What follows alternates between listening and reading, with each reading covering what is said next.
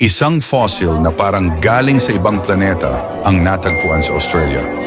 280 milyong taon na ang tanda nito at konektado ito sa tinatawag na Great Dying, ang pinakamalaking mass extinction sa kasaysayan ng mundo. Ang fossil na ito ay ng Jimbacrinus postoki, isang marine animal na may 5 braso na parang tentacles. Kamag-anak ito ng mga starfish at sea urchins at nakatira sa seafloor. Natagpuan ito sa Gascoyne River sa Western Australia, sa ilalim ng Conlego Formation na nabuo pa noong Permian era. Halos 275 milyong taon na ang nakalipas. Ang fossil ay tinatawag na mortality plate, literal na mass death event na posibleng dulot ng malalakas na bagyo.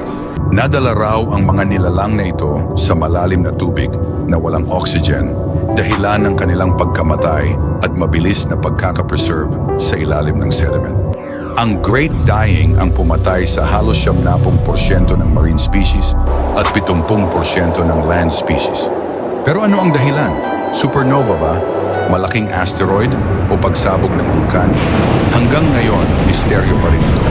Ngayon, ang fossil na ito ay naibenta na sa China, pero nananatili itong patunay kung gaano kamisteryoso at kagilagilalas ang ating nakaraan.